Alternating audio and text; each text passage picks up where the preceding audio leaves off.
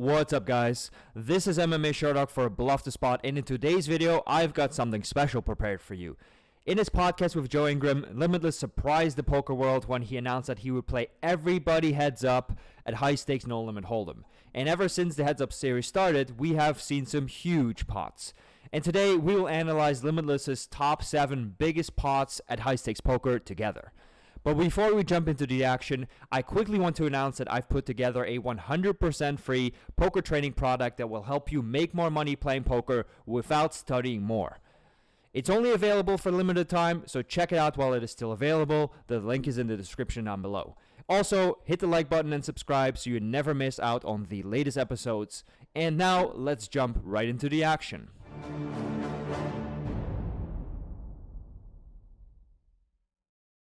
I think we've done this hand once before, but it's a legendary hand.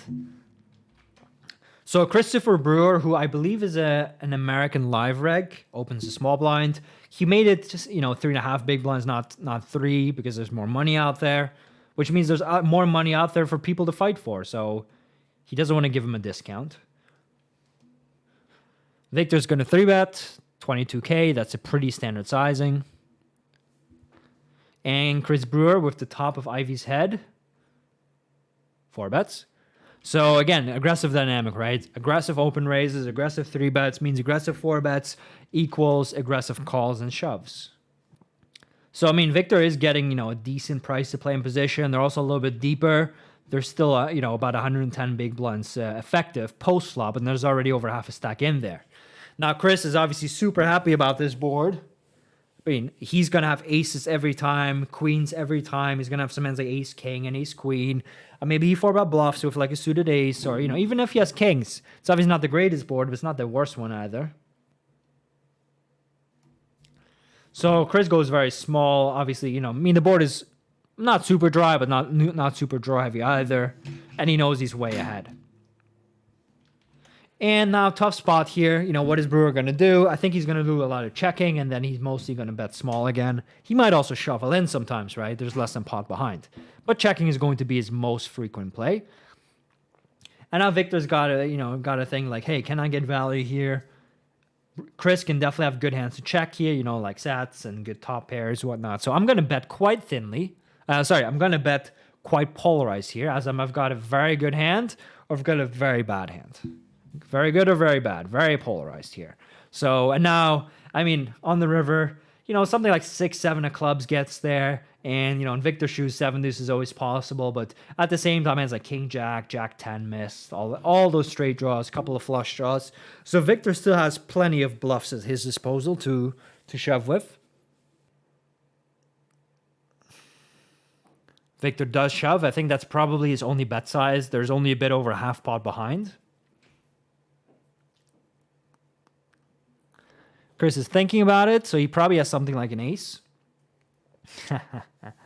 Oh, wow. Never gets old, does it? So, Wiktor 3-bet the 7 deuce. I'm not sure why. I saw him open raise that hand in a 100K tournament. He probably has some kind of running gag with a buddy. Or every time he wins a big pot, he gets paid some money or something. Who knows what. But he 3-bet called a 4. But obviously, this is like a fuck you play. And Chris must be shaking his head, right? Thinking like, what the fuck? if he has aces, he still put aces, fair. if he called a 4-bet of ace queen and he got me, fair. But he got me with the fucking 7 deuce. So obviously legendary pot. There's no need to rate this hand, right? There's no need to rate it. No need. So yeah, really epic hand. All right, what's up, Wiktor? Maybe Wiktor wants to tell us something, but obviously he doesn't have to. So in this hand, we see John McLean.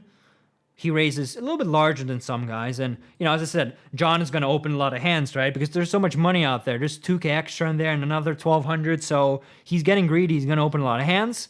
And because of that, Wiktor's going to 3-bet him a lot. And all these guys behind them are going to obviously 4-bet a lot. It's a very loose game. And that makes it way more fun, right? You can't just wait for aces and kings and trying to get the money in against the fish. And so because Wiktor is an aggressive 3-better here, especially button versus cutoff, John is going to respond by being quite aggressive with his 4 bets. Let's see what Wiktor does. It would be pretty boring if he folds. These are Wiktor's biggest hands, not his most boring hands. Okay, so Wiktor probably doesn't mind seeing this board. If John has aces, right? I mean, he's got a 200k stack, there's 100k in there. If he has aces, he's happy. Obviously, he knows he can be behind, but he's usually ahead. So Victor is definitely a bit more likely to have hands like, 5, 6s, 9s, 8, 7, 6, 5, stuff like that. But at the same time, he also has a lot of hands like 8s and 10s, and, those you don't really love. Because obviously John has way more, big overpairs. So John's saying, hey, Victor, try and call me with your pocket 10s. See if I don't have pocket aces. I think this is a fine bet size by John. And turn is a queen. I would definitely expect John McLean to have pocket queens here a lot. Victor could have them as well. Victor can maybe also float the flop with hands like Jack 10 of hearts that, have a big draw now. So pretty interesting card.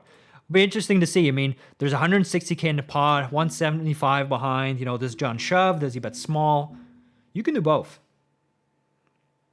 And John eventually shoves for a bit more than pot. That's allowed, right, guys? It's no limit hold'em. You can shove any sizing you like. Victor snap calls him, and 7 deuce is not the nut, so he's got kings. Wow, sick. Yeah, so as I said on the flop, right, Victor is definitely going to improve more on this flop. He's going to have more straights, more sets, whatnot. If John McLean had a hand like 8-7, he'd just call the 3-bet. If he had 6s, he would just call. He would definitely not 4-bet. So, Victor definitely improves to the nuts more. Even though, 2x pot behind, you got an overpair on his board, you generally want to get it in. So, yeah, I like Victor's 3-bet. He can also call pre, but the 3-bet is good. Definitely not folding to the 4-bet. And, obviously, he was definitely behind, and he just got lucky. And also played his hand well. I mean, the board is so dry, right? You don't really need to fast play. If the board has, like, 2 flush draws, 100 straight draws on it, maybe you want to shove. But, I mean, you have 7-8 and the flop is 5-6-9. I mean, if, let's say, John McLean has king-queen offsuit, let him hit a king. Let him hit a queen, right? Let him improve his hand a little bit. So, yeah, I think John's play was fine. It's a good hand to fast play. Hope that Victor calls down with a hand like 10-9 of hearts, or, maybe a hero call with 9-8, something like that. So, I think John's play is good. I think I'll give him a 9. And I'll give Victor, all right, Victor, since you're listening, I'll give you a 10. It wasn't the most difficult play in the world, right? I mean, congratulations, you flopped a straight in a 4-bet pot at 200k NL. It's not the most difficult play ever, but it was a good play, right? So had Victor shoved the in on the flop, I would have said, no, that's not a good play. I mean, the same would have happened. John would have called, and they would have run it once, and John would have probably lost. He would have had, 3% equity? Would have been the same thing, but Victor did a great job just calling and letting John hang himself. So really nice hand. Really fun one as well. What do you guys think about that one? 10 open raises under the gun. He raises like, 2.14x or something like that. So I think that's a pretty good sizing. 2.145x would have been way too large. But anyway, so a small sizing makes sense. Just, getting into the pot for a cheap price.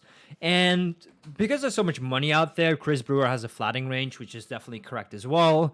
And Victor's thinking, well, 10's going to open a lot of hands. Chris is not going to flat the super strong range, so I'm just going to squeeze for value.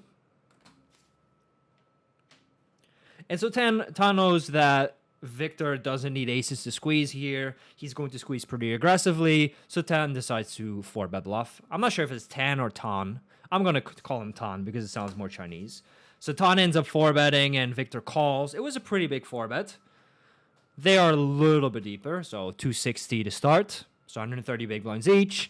And King Jack 3 is obviously a really good board for Tan. He's going to have aces, kings, ace, king. Maybe he's going to, have a hand like King Jack sometimes. He's going to have maybe a hand like pocket jacks, pocket queens.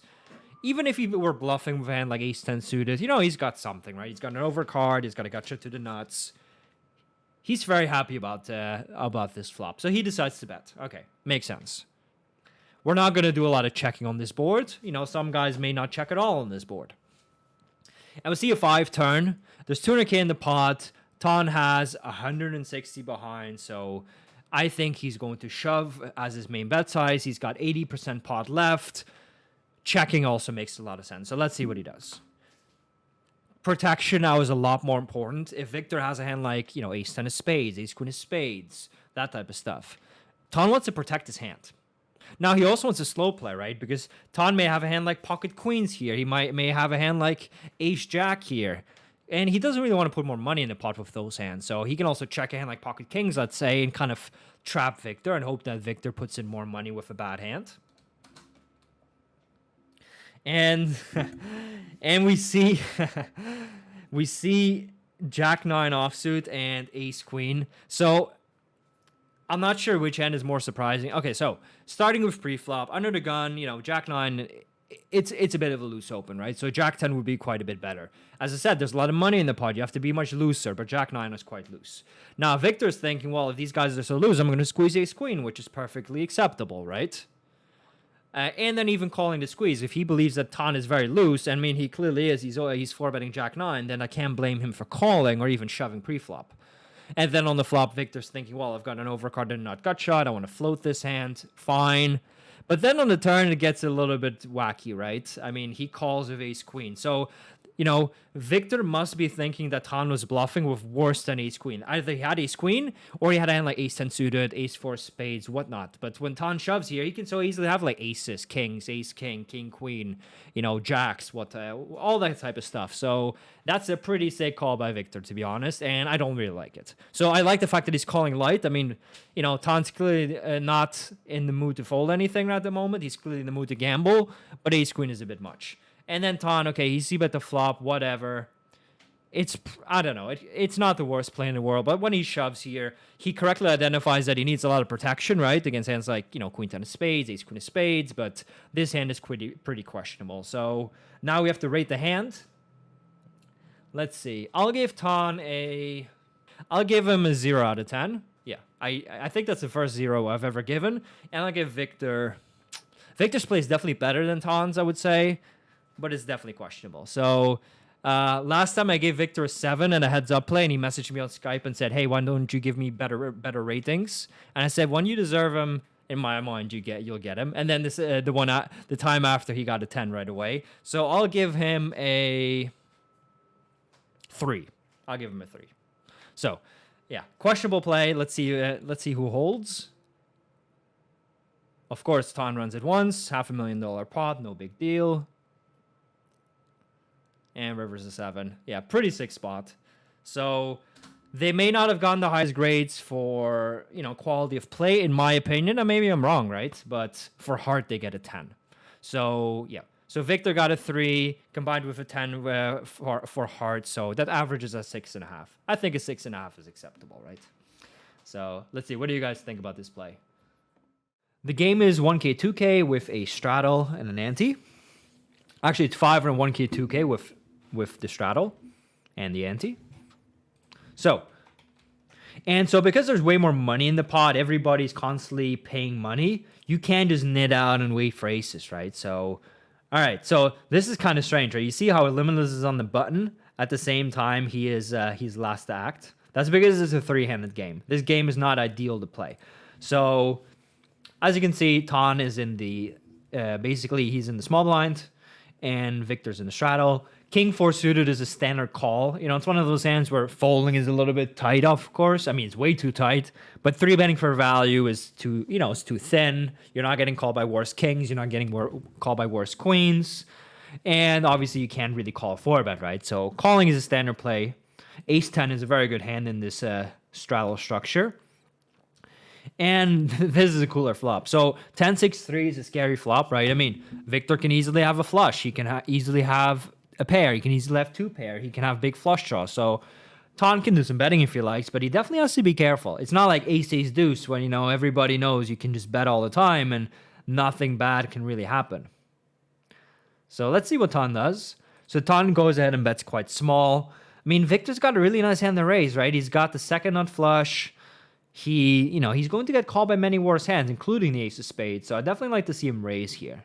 I mean, he's got the second nuts, blind versus blind, basically. Well, blind versus straddle, wide ranges. Definitely like to see him raise.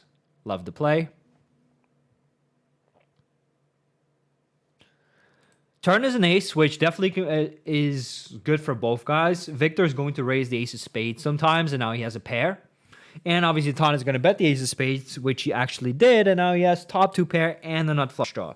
So I'm expecting a big bet out of Wiktor, trying to get value from hands like exactly what Ton has.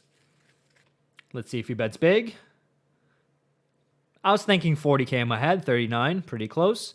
And here, I don't really see a reason to fast play your hand. I mean, if you fast play here with ace 10, you're just getting called against flushes, basically, or even a set which has you beat. So I think calling is best in Ton's shoes. He's hoping that Limitless is bluffing with a hand like, 4-5 or 8-9 or Queen Jack. Maybe something like that. Maybe just a naked king or queen of spades. So I don't see much reason to fast play. Ton calls. And I was going to be very interesting to see what Wiktor bets. So I could see Wiktor betting between like 60 and 100k, but I could also see Wiktor shoving all in. I mean, the pot is almost 130k. He's got almost 200 left. So, about 1.5 times the pot left, obviously not exactly. So I think shoving could be the best play here. If Wiktor saw Ton's hand, he would probably go ahead and shove. But obviously only we can see the hand.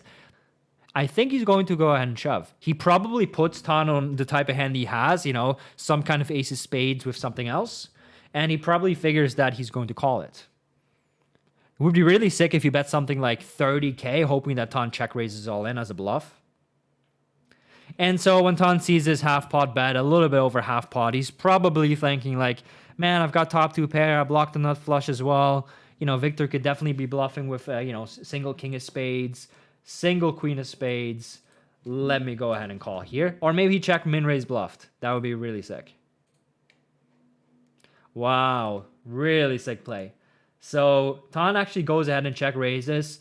Obviously, he's not value raising here, right? So he cannot think that Wiktor's raising 6-3 on the flop and then, just betting the turn, betting the river, and then going to ahead and, just call a check raise. So, it's close, right? You have the second nuts.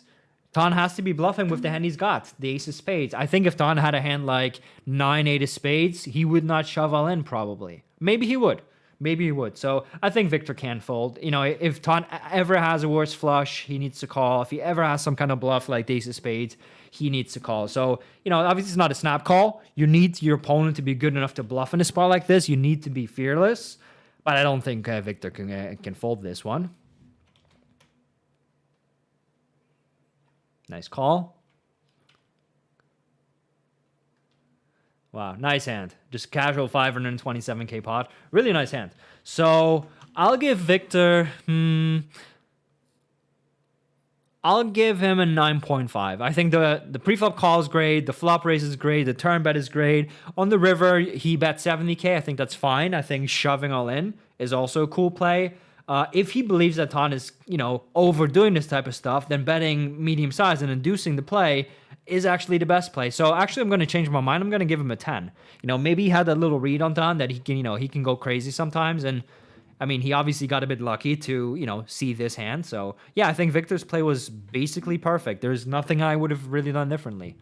And Ton's play, it shows a lot of heart, right? So, he can definitely have a decent amount of ace-high flushes here that he can value shove. Obviously, he has to be careful not to just do this with every type of ace of spades because you have way more of those than you have value bets, right? So as long as he did this selectively, I'll give Ton a 7.5 out of 10. I'll give him a 10 for heart, that's for sure. So really good hand by Wiktor. Nice hand by Ton as well. Obviously, had Wiktor folded here, Ton would have looked amazing. So maybe Ton thinks Wiktor is capable of folding these types of things on top of his bluffs and weaker value raises like maybe 7-5 of spades. So yeah, really sick play. If Wiktor had a hand like 7-5 of spades here, that's really ugly, right? Because at this point, you're never beating a worse flush. And then obviously Ton can have all the big flushes. So yeah, really cool play. Yeonnam Bjorn Lee is Asian Flushy, and he gets 3-bet by Chase Wind. I don't know who Chase Wind is. And aggressive action here. And this makes a lot of sense, right? Obviously, assuming their hands are reasonable, Bjorn is going to open a lot. There's so much money out there. He's going to open a lot of hands, so Chase Wind is going to 3-bet him a lot. And because Chase Wind 3-bets a lot, Wiktor's going to 4-bet him a lot. And because of that, Chase Wind is not going to be folding anytime soon himself. True Teller put in a third blind. There's extra money out there. There's a lot to go after. Jack 9 Deuce is a pretty good board for both of them. They can both have sets and over pairs and maybe a couple of straight draws and over cards. So, you're not just going to see Wiktor bet really small and Chase win, just snap folds. That's not going to happen very often. So Wiktor bets quarter pot. Seems like a fine play. Could go a bit larger if you wanted, but it's a fine bet size. I mean, the board is somewhat on the dry side, obviously.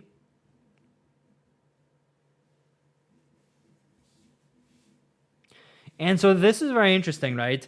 Wiktor's saying, hey, this board is kind of dry. I'm doing quite well. I'm just going to bet really small. And Chasewin is saying, hey, I'm not just going to let you see the turn for such a cheap price. I'm going to make you pay. So be interesting to see what, we really don't know what Wiktor has, but we have more of an idea of what Chasewin has. That's the power of position. The deuce definitely doesn't change any. Well, actually, whoa. Slow down. I was going to say the deuce doesn't change anything, but then I realized that we're playing against Wiktor here, and Wiktor can have 7 deuce. In fact, it's realistic he has 7 deuce. So the deuce is actually better for Wiktor here, which is not something I ever thought I would say. If Chasewin had Jack 9, that's not been counterfeit against Wiktor's overpair. If Chasewin or either one of them has a set, it's now a full house. So, it makes the board even more dry. And so it's a tough spot, right? Small bet. Small bet by Chasewin. Good play by him. Wiktor, I don't think is going to do a crazy amount of going all in. He's mostly going to call, but who knows? Let's see. So Chasewin is representing a hand like, jacks, 9s, whatnot. He does shove, actually. Queens? Ace, queen? Oh, sick. Okay, so this is a very interesting play. I expected one of them to have a set, which is now a full house, but not 2 of them. Okay, so Chasewin 3 bets here, absolutely standard. In fact, it's the only play. I guess you could call sometimes looking to re-raise. Wiktor cold 4 bets, which makes a lot of sense. Again, you're playing in a very loose environment. And Wiktor C bets a flop, which definitely makes sense. You block hands like, ace-jack suited and queens, whatnot. And Chasewin check raises. So against this check raise, Wiktor's thinking, well, I beat some hands like, maybe some pure bluffs, some hands like king 10, queen 10, king queen. I've got the overcards. I've got the backdoor flush or whatnot. So I like his call on the flop. He was getting great odds. On the turn, Chasewin bets. So Wiktor really must have had the read on him, right? He's thinking, well, again, I block ace-jack suited. I block queens. I really put this guy on a hand like king 10 of hearts. So I'm going to shove here, hoping that I get it in, right? Because, if you get it in against king 10 of hearts, you're actually the favorite. But at the same time, if Chasewin has a hand like 9s or jacks, whatnot, or he just has jack 10 and he doesn't give a shit, then, obviously you're quite far behind. So Wiktor really trusted that Chasewin either had a draw or he was going to fold some kind of good hand, or he was just pure bluffing a hand like whatever, ace king, and he was going to fold. So I'll give both of them a 7 out of 10. This is a very cool one. And again, 500 plus K pot. So this time it's Chase's time to, this time Chase can make a house. He can just buy a house and retire, but I don't think he will. We've got 501K, 2K once again in a different lineup. We've got the legend Hollywood Haxton in the game. So you see again this small raise by Wiktor, which I think is a cool play. It's a sizing I use myself. And Linus 3 bets here, and he doesn't have a full stack. So that changes the game a little bit. Trutel is thinking about it. But these are Wiktor's biggest hands, so Wiktor's for sure not going to fold. It'd be kind of boring. So it's kind of, it's not the worst spot here. You are basically 100 big blinds effective, right? Linus is a little bit shorter. So it's not the worst spot for a shove. Wiktor knows that Linus is an aggressive 3-better. He knows Truteller likes to 4-bet, so there's a lot of money out there. If he believes he has enough fold equity and has enough equity when called, he can shove with hands that are not aces, obviously. Would be pretty sweet if they both call. Linus has quite an easy option here. He doesn't have a whole lot of money invested, so because of that, he's not getting greatest pot odds. Also, he knows Truteller's behind him who can snap him off with aces, right? So Truteller's range is completely uncapped. He can have all the aces, kings, queens. So yeah, for Linus, it's a bit of an easier spot. Okay, so Wiktor ended up shoving here with jacks. Normally that's quite light, but again, it's the dynamic, right? It's all those antes and straddles and the 7 deuce game and all that type of stuff. There's so much incentive to fast play your hand, so I think his play is fine. If he went with like 10s, 9s, 8s, that's quite loose. Jacks, it's one of the worst hands he'll do it with. I think it's fine. And Truthell ended up calling. I think calling is best. If he had jacks, it's actually really annoying. But then again, he knows that both guys are aggressive. Linus got it in with ace-king. He's obviously not extremely happy. But the thing is, he didn't have a full stack, right? He only had 65 bigs. So I don't think he can fold either. So it's a pretty standard pot. Is Limitless going to win? Obviously running it once. Truthell are very happy about that turn. Nice hand. I'll give all of them an 8 out of 10. I mean, nobody really did anything wrong. Limitless and Truthell could consider folding, but it was a great play. So, next hand. So, we've got a 4K straddle on the button here. Really cool play, really cool stuff. So, I mean, this is really complicated, right? The SPR is much lower now, and people are really going to be fighting for pots. So, Wiktor open raises with aces. Can't blame him. And Michael Addamo actually 3-bets him with king 5 suited. Michael is a good player, so he knows that normally if somebody opens under the gun, non-ante, you just fold king 5 suited, right? I mean, it's not very close, but he knows with all this money around, you have to be very aggressive. So he chose to 3-bet here, which is obviously loose, but I think a fine play. Let's see if Wiktor just calls or 4-bets. Kind of weird if Wiktor 4-bets and Michael calls. Yeah, Wiktor does actually go ahead and call. Michael is obviously not very happy to see this flop. He doesn't have a backdoor flush draw. I mean, he has a backdoor straight draw and an overcard, but he's not too happy.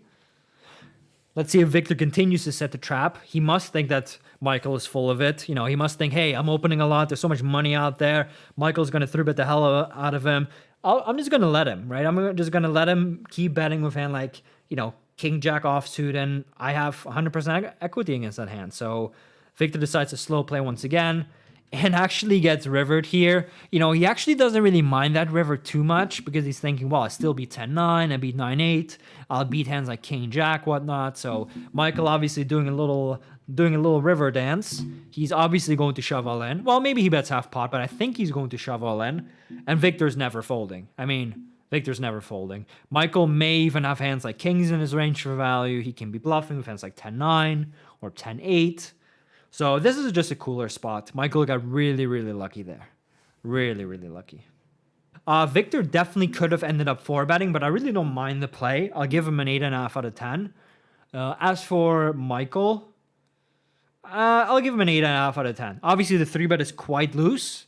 The C-bet is quite loose. I'm not sure if he C-bets his full range or not, but this hand is quite shitty to C-bet, so he might. And now in turn on river, I understand what he's doing. So, and obviously he got really lucky. So yeah, good play by both of them. It looks a little bit spewy. It looks a little bit strange, right? Putting in 576k with king 5 suited, but I think the play was kind of cool. So nice hand. Alright guys, that has been it for me. If you want to see more videos like this, make sure to hit the like button and subscribe to the channel so you never miss out on future episodes.